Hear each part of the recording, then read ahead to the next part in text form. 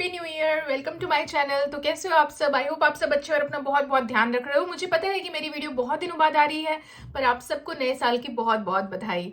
तो आज की जो टॉपिक है वो बहुत स्पेशल होने वाली है। केवीएस तो हो चुका है खत्म। जो भी एग्जाम की आप तैयारी कर रहे हो, मैं आपको कुछ ऐसे 5 जादुई बात बताने वाली हूँ जिससे कि आपको कोई भी चीज जो पढ़ चुके हैं अगर आप भूल जाते हो वो आपको लंबे समय तक याद रहेगा। अगर आप कोई भी चीज पढ़ते हो भूल जाते हो, पढ़ते हो भूल जाते हो, पता है ये मेरे साथ भी होता है और लिटरली मैंने अपने आप पे वो टेक्निक्स अप्लाई की है और मुझे वो बहुत ज्यादा काम आया। आपको पता है वो टेक्निक्स क्या है? तो चलिए इस वीडियो को ज्यादा टाइम वेस्ट नहीं करते हुए स्टार्ट करते हैं। सबसे पहली बात जो मैं आपको आज बताने वाली हूँ, जो आपको पढ़ा हुआ है वो आप बिल्कुल भी नहीं भूलोगे। उसके लिए सबसे पहला चीज है कि एक्टिवली कोई चीज को आप रिकॉल कीजिए। रिकॉल कहने का क्या मतलब है कि आप नोट्स देखिए, टेक्स्ट बुक देखिए, जो भी चीज है उसको पन्ने को पलट पलट के एक बार देखिए। ठीक है? कभी भी आपको कभी भी टाइम मिल जाए, ऐसा नहीं कि आपके पास टाइम नहीं मिल रहा है तो आप बैठ के पढ़ाई नहीं कर सकते हो। कभी भी खेलते कूदते कहीं भी आप जा रहे हो, एक बार खाली आप रिकॉल कर लो।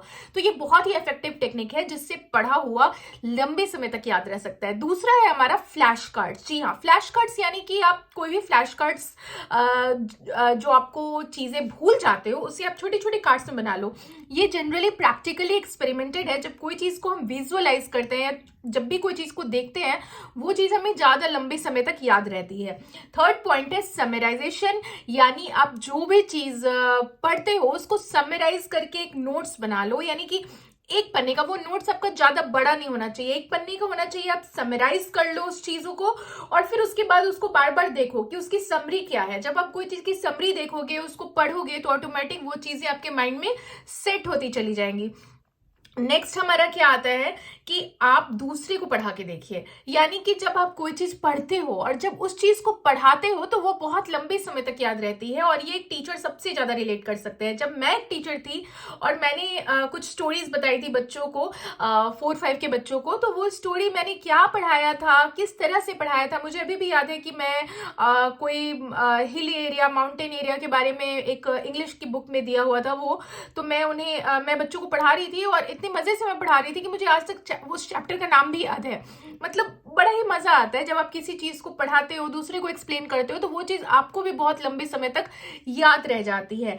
नेक्स्ट है जो लास्ट और बहुत इफेक्टिव है, वो ये है कि आप प्रॉब्लम्स प्रैक्टिस कीजिए। यानी कि जो भी चीज आपने पढ़ाई की है उसको अगर लंबे समय तक याद रखना है तो प्रॉब्लम्स को प्रैक्टिस कीजिए। यानी जो भी प्रॉब्लम्स हैं उसे आप प्रैक्टिस बार बार कीजिए, बार बार कीजिए और देखिए कि प्रैक्टिस करने पे कितना इफेक्टिव हो रहा है। वो आपको बहुत काम देगा, बहुत लंबे समय तक कोई चीजें याद रखने में बहुत ज्यादा ही हेल्प करता है। तो प्रॉब्लम्स को प्रैक्टिस कीजिए। मेरी और वीडियोस आती रहेगी, stay tune to my channel.